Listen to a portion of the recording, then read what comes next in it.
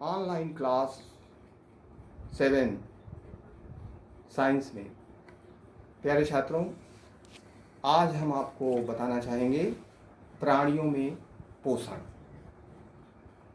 तो सबसे पहले तो आप पोषण की परिभाषा समझिए कि जंतुओं और पौधों द्वारा भोजन ग्रहण करने की प्रक्रिया ही पोषण कहलाती है, जिससे उन्हें कार्य करने के लिए ऊर्जा प्राप्त होती है और वृद्धि तथा विकास में उनके सहायता मिलती है तथा वे स्वस्थ बने रहते हैं। ये सारी प्रक्रिया पोषण कहलाती है। और जैसा कि आप जानते हैं कि पोषण 2 प्रकार का होता है। Number 1 स्वपोषण, number 2 परपोषण। स्वपोषण में हरे पौधे आते हैं। वे क्लोरोफिल की उपस्थिति के कारण प्रकाश संश्लेषण की क्रिया के द्वारा भोजन बनाते हैं, इसलिए हरे पौधे स्वपोषी होते हैं। और दूसरा है परपोषण या विषम पोषण। इसके अंतर्गत जंतु आते हैं और यही आपका टॉपिक भी है, प्राणियों में पोषण। चूँकि जंतु अपना भोजन स्वयं नहीं बना सकते, वे अपने भोजन के लिए अन्य स्रोतों से, चाहे जंतुओं से चाहे पौधों से भोज्य पदार्थ प्राप्त करते हैं, इसलिए वे विषम पोषी कहलाते हैं। जंतुओं के पोषण में भोजन को ग्रहण करने का तरीका और भोजन को शरीर के अंदर उपयोग योग्य बनाना, ये सारी चीज़ें शामिल हैं। जंतु अपने शरीर के भीतर भोजन मुंह के द्वारा या इसी के समान अन्य जंतुओं में कुछ ऐसी संरचना डेवलप होती है जिसके जरिए वो भोजन ग्रहण करते हैं, और इस प्रकार का भोजन ग्रहण करना प्राणियों में पोषण कहलाता है और ये अंतर ग्रहण भी कहलाता है।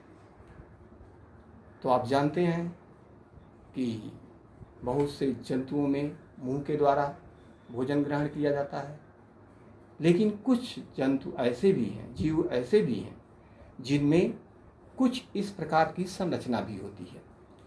For example, number 1 amoeba. Amoeba एक कोशिकीय जीव है और यह भोजन का अंतर्ग्रहण कूटपाद के जरिए करता है और उसका पाचन भी कोशिका के अंदर ही करता है। Number 2 paramecium. यह भी एक कोशिकीय जीव है।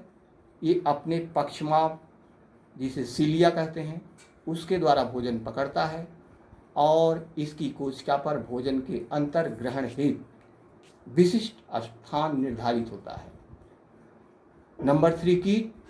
कीटों में सुंड नामक संरचना होती है, प्रोबोस्किस,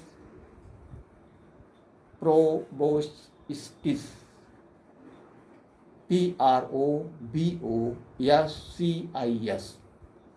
जिनकी सहायता से वे द्रव के रूप में भोजन चूसते हैं।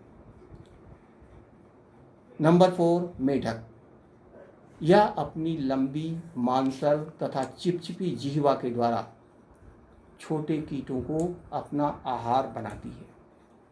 नंबर 5 हाइड्रा, जो एक सरल जलीय जीव है। यह अपने स्पर्शकों, टेंटिकल्स की सहायता से भोजन को पकड़ता है और अपने मुख में लाता है। तो इस तरीके से जंतुओं में पोषण के विभिन्न तरीके हैं, या आप कह सकते हैं कि भोजन के अंतर्ग्रहण के विभिन्न तरीके हैं, और सभी जीव एक ही तरीके से भोजन ग्रहण नहीं करता है। तो इस तरीके से प्राणियों में पोषण होता है और उसके द्वारा वे ऊर्जा प्राप्त करते हैं भोज्य पदार्थ के द्वारा। उनके शरीर का वृद्धि और विकास होता है, उनकी रोग प्रतिरोधक क्षमता बढ़ती है और फिर उनका जीवन आगे चलता रहता है। That's all. नेक्स्ट।